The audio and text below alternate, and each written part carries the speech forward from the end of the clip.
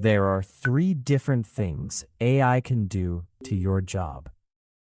It can take it. That is tier 1, and those are not forecasts. Those jobs are shrinking in real payroll numbers right now.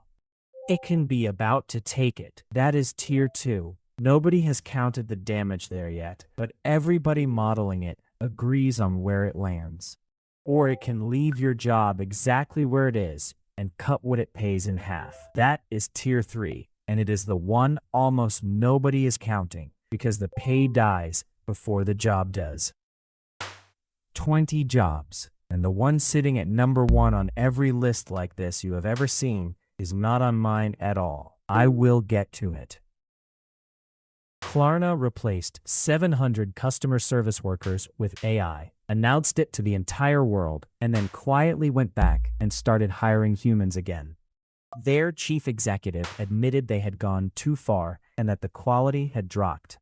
And it still did not stop the trend, because customer service lost 130,000 jobs in a single year. That is not a projection. Those are already gone.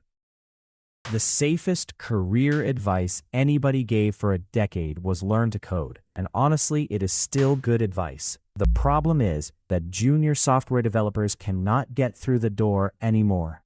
Software development as a profession is booming and adding 250,000 jobs, while hiring for junior roles is down 65% since 2019. Everybody wants 5 years of experience, and nobody wants to be the place where you get it. What happened to freelance writers did not take years, it took 8 months. Researchers watched a major freelancing platform straight through the launch of ChatGPT, and the writing work posted on it fell by about 30% inside 8 months. It was the fastest collapse of any category they measured.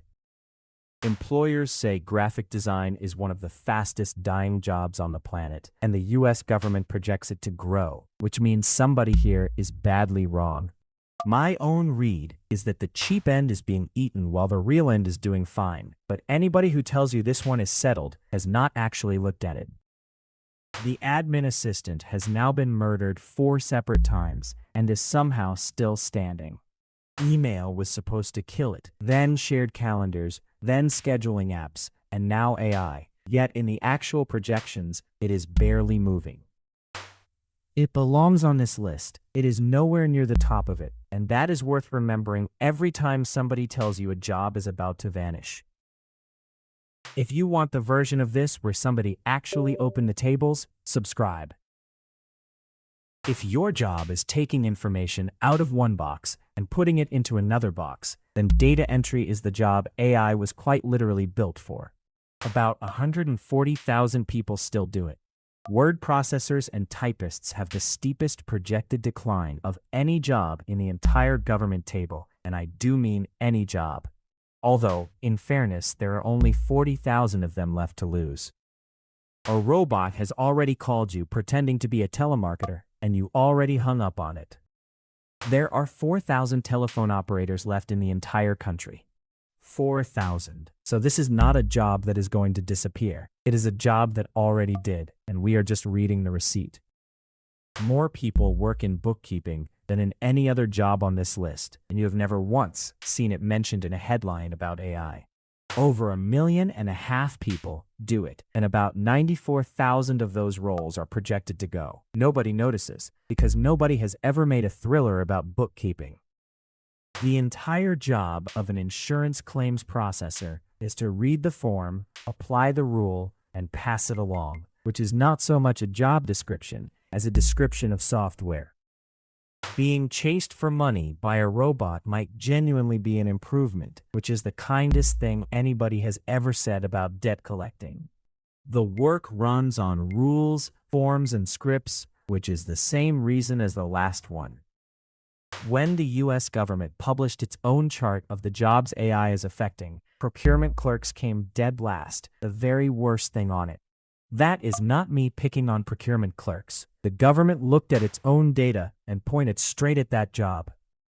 8 jobs, and they share one thing. Every single one of them is a person moving structured information around, and that is what machines got good at first. Almost nobody has ever heard of an order clerk, and about 15,000 of them are going anyway. That is a 17% drop, which is steeper than most of the famous jobs on this list. Computer programmer is not the same job as software developer, and it has been dying since long before any of this started. AI did not begin that one, it is just the thing that finishes it. Doctors have always dictated their notes and somebody has always typed them up. Now the software simply hears it. Medical transcription is one of the few cases where the government names speech recognition directly as the cause, and they almost never do that.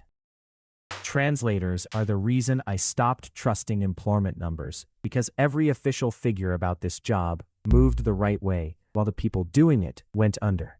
Headcount is up slightly. The median translator wage actually rose from $57,000 to just under $60,000. On paper, nothing has happened here at all. Except about a third of translators are self-employed, and they are not in that median. One of them told CNN he lost around 70% of his income when the work dried up, and that the only work left is cleaning up what the machine produced, which he refuses to take on principle, because doing it trains the thing that replaced him. That is the whole of Tier 3. AI mostly does not delete the job, it deletes the living, and a freelancer going under never shows up in a median wage, which is exactly why the official figures always sound so much calmer than the people actually doing the work. AI narration is about 0.03% of audiobook sales, which means it is losing badly, and it still managed to wreck what voice actors get paid. 1 in 5 voice actors say they have already lost a job to a synthetic voice, and nearly 1 in 10 have found their own voice cloned into something they never agreed to. It never had to win, it only had to exist. Nobody has ever enjoyed receiving a cold sales email, and now nobody has to write one either. The government's own wording on inside sales reps is that AI will limit demand for many sales workers, which is civil service language for there are going to be fewer of you. And paralegals very nearly did not make this list at all. AI is capping how fast that job can grow rather than cutting it down, which is a real difference, and most videos will not bother telling you that. So here's the job I promised you at the start. The single biggest disappearing job in America is the cashier. 313,000 of them will be gone by 2034, and nothing else on the list comes close. It is number 1 on nearly every video like this ever made. And it has almost nothing to do with AI. It is self-checkout, it is tapping your phone, and it is all of us buying things online instead, all of which started years before ChatGPT existed.